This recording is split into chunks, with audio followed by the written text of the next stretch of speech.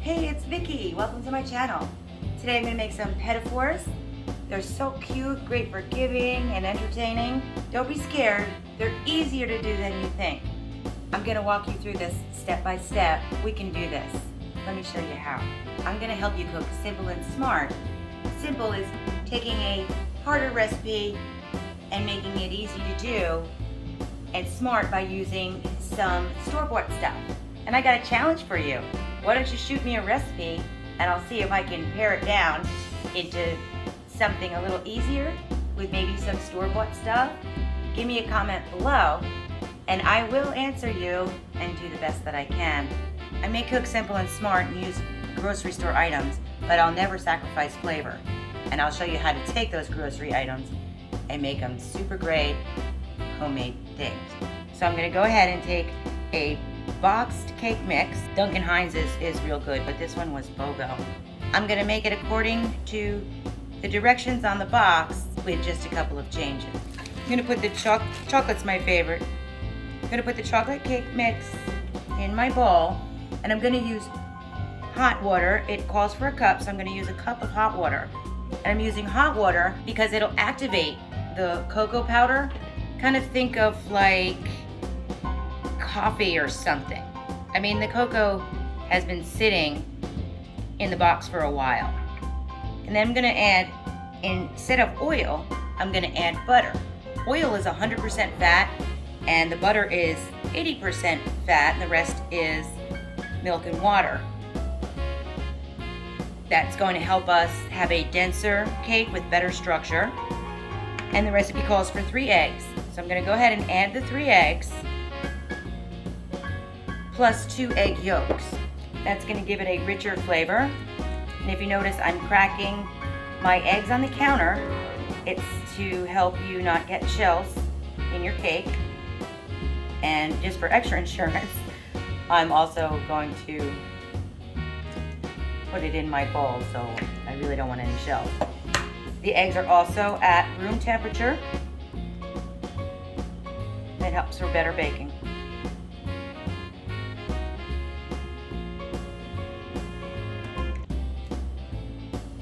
I'm gonna mix that up with a spatula so I don't overmix it until everything is incorporated, scraping the sides as you go. Perfect. Now we're going to use a parchment lined paper that I cut out so it fits my pan, and I'm also going to use some spray. It's really important to not have this stick. If you don't have parchment paper, just spray your pan really good. And pour it on. I love chocolate.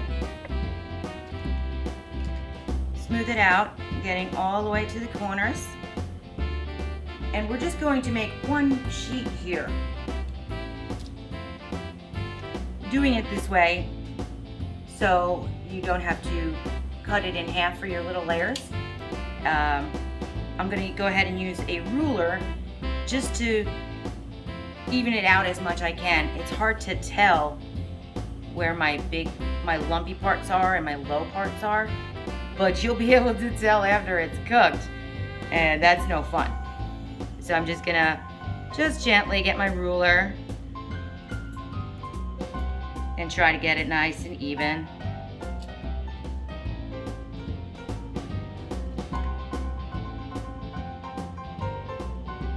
That looks about as best as I can do.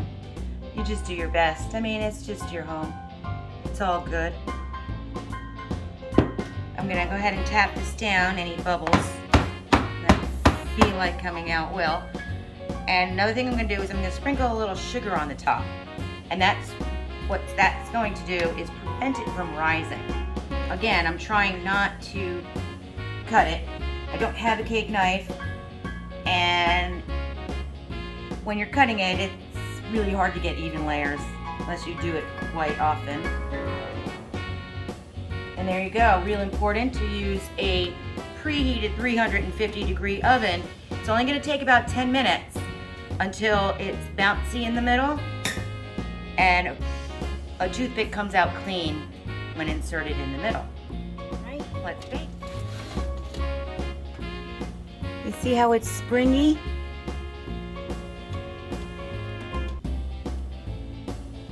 toothpick comes out clean, that's how you know it's done. It smells great. All right, we're gonna let it cool for about a half hour. And you notice it's not domed. If you're familiar with baking, at this point you'd have like a big dome over here when you'd have to cut it off, but that sugar really helps. Our cake is cool, it's not very lumpy. That's a good thing, it means we don't have to do a lot of cutting. We do, however, have to cut it in half. Just eyeball it. It's perfectly fine. I'm gonna add some filling. I'm gonna use raspberry. Just little heads up, you wanna stir it so it smooths easily. I have an offset spatula, but you can use anything you like. You do not want to overfill with your filling for petit fours. You don't want anything seeping out the sides. It will make it look yucky. Use a jam, a thick filling, buttercream, nothing fresh.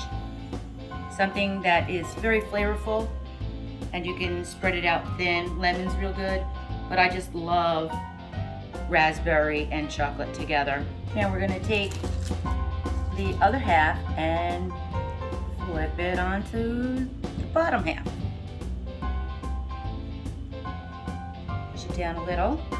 Now we're not gonna do any cutting yet. It's gonna need to go in the freezer. When it stiffens up, you'll get a nice clean cut. Gonna just use our parchment paper and put it in the freezer.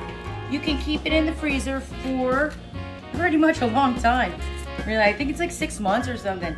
Just wrap it real good with saran wrap. And if you're not as even as I got mine, just press it down.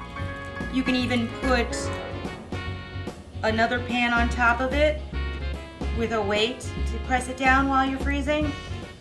Perfect every time. And don't leave me yet. The best part's coming. The cake is all set up from the freezer. Let's take off the paper. Don't need that anymore. So now we're gonna cut it into pretty squares. Gonna use my ruler again. Love my ruler. Helps me get a straight line.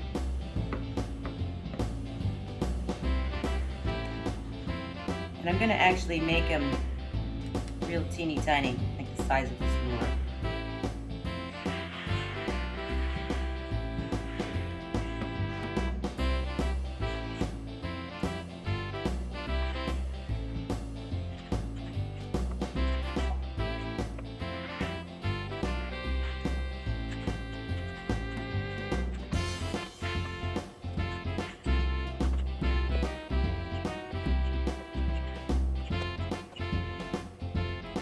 Other side. First I'm going to cut off that little piece to give me a nice square. Those are the little snacks you get. My knife is starting to get all gunked up and it's not cutting as well. You hear that running water? I'm going to rinse it under some hot water and you'll see how I'll get a nice good cut. That's better. Have a nice little square. If they're getting too soft for you, throw them back in the freezer. Now this is the great thing. I'm just gonna go ahead and take some store-bought icing and I'm gonna melt it in my measuring cup. Now you can go ahead and melt it in the container, but I like the wide rim of the measuring cup. It's gonna help me dip it. All right, in the microwave for about 30 seconds, mixing it in between. I discovered this years and years ago when I was working in the church ministry and they wanted me to decorate 300 individual heart-shaped cookies. And we didn't like the flavor, and I don't like the flavor of the pourable fondant. It doesn't taste good. This stuff tastes good. So you want it so it pours nice. If you're not getting a good pour, just put it back. If you overdo it, just let it sit out until it gets to the right consistency. Now let's have some fun. See, I told you, you can do this. You can do it. Promise. Easiest way for real is to put it on a fork and just pour it on top. I'm actually gonna dip the fork in. It's gonna be glue to keep my little guy on there. I'm actually a little thick. I'm gonna need to put that back in, but I'm gonna finish this one to show you. I'll do another one. You wanna cover all of your sides. Yeah, he's not thin enough. Or I probably just talked too long. All right, I'm gonna take the fork, wipe off any excess, and then onto this cake rack I have here. It's actually for meat, but it's all good. When you get to hear it, if you want to do sprinkles, you want to do the sprinkles now while it's still wet. Look how easy that is. See, you could do it. I'm gonna put this in the microwave a little longer and do some more. Oh, that's way better. Much more pourable. Get the fork. It's gonna be our glue. So this little guy don't go nowhere. You stay put. And I got a poured white buttercream all melted on you. Much better.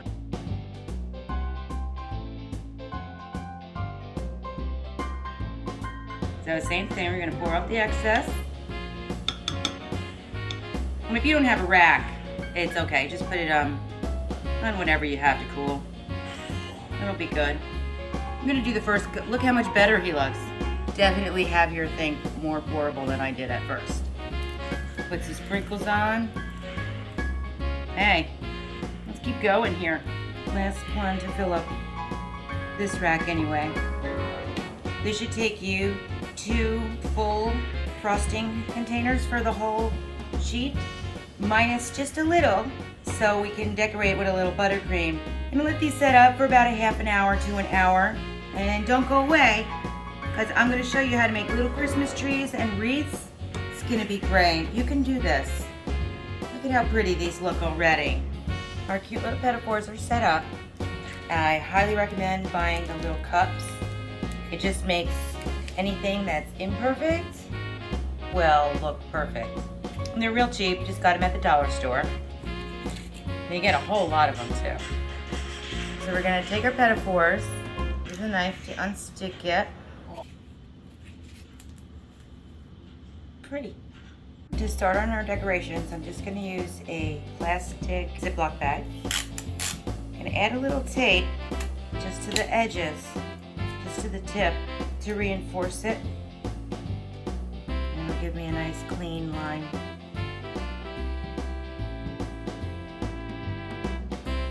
And you snip just a little bit, because these are teeny tiny.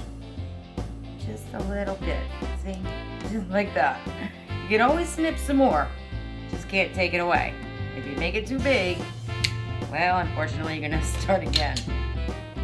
Then we're gonna fill it with colors. So I have the rest of my vanilla buttercream. You want to start with your lighter colors. Make one just white. Stick it in the bag. Just like that. Two white. Make some green. And some red. You want to start with green first, and let me tell you why. Because you don't have to clean your spatula more than once. Start with a little food coloring, and then add more as you go. Now the more you add, the more it's going to be more like a holiday color. You see how that's pale? It's great for Easter, but this is Christmas. So let's add a little bit more. Just keep adding and stirring until you get to the green that you like. Christmas takes a lot of color.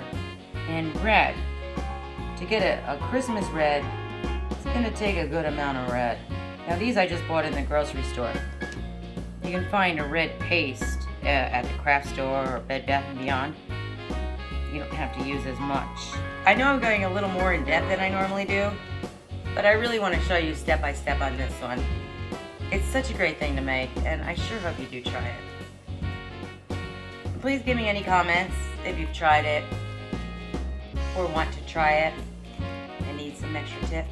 You're going to take your icing and smush it to the edge, just like that, and twist it. And let's do a couple of things. Now, if you're a little concerned, you can always practice on a plate and then just scrape it off and put it back in the bag. Can't lose here. I promise you can do this. So let's just start with a couple of lines. You're gonna tighten it up as much as you can here, and then just squeeze gently. And just make a couple of strips.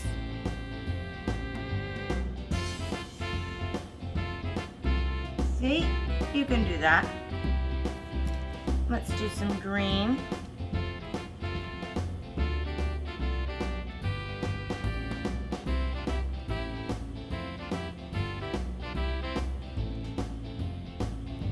Easy. Let's kick that up a notch with a Christmas tree.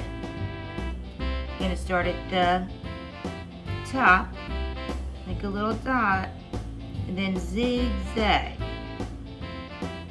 Going a little bit bigger each time, ending on the bottom. Let's top it with a little red. Just like that. You can do it, and a little wreath. I'm just gonna make a bunch of little dots in a circle.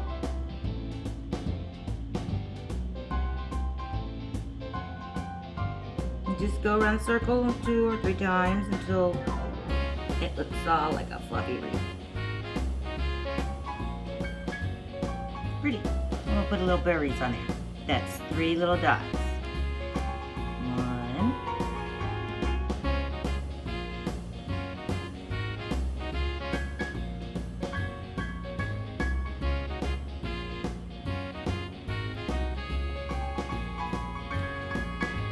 Pretty. Another easy pretty one is you just make 2 straight lines on one side.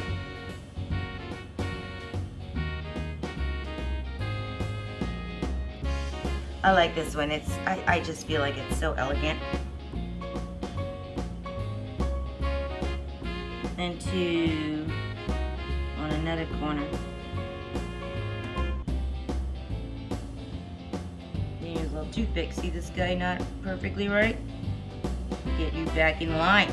There you go. It's another pretty design. Let's do some more striped ones.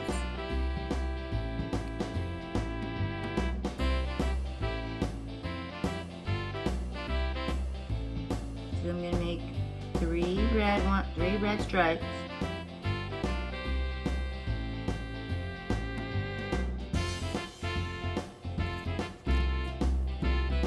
Followed by the green.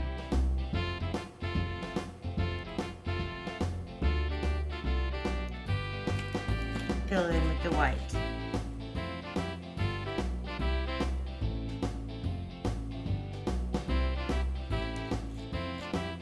I'm going to take a toothpick and do a chevron type of thing.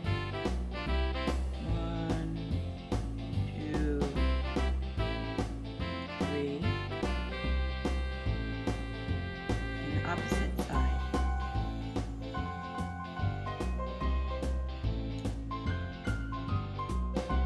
And just clean up the edges.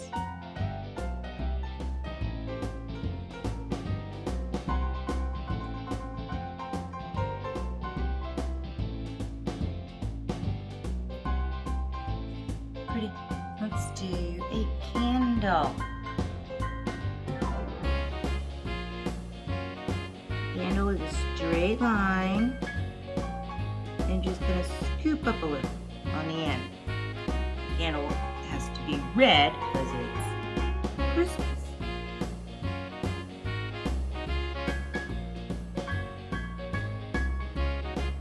And that's just a little line on top.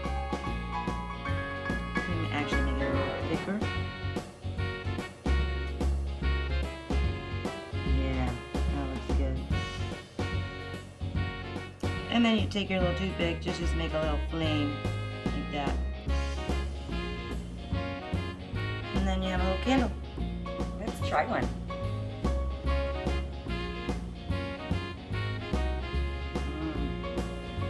So chocolatey and good. If you do nothing else, at least definitely use the hot water for your chocolate box mix. I hope this video inspired you to do something special. And if you do try it, give me a comment below and let me know how it worked. Thanks for watching. Have a Merry Christmas. I'll see you next time. That's so rich and fudgy. Come on, who doesn't do that?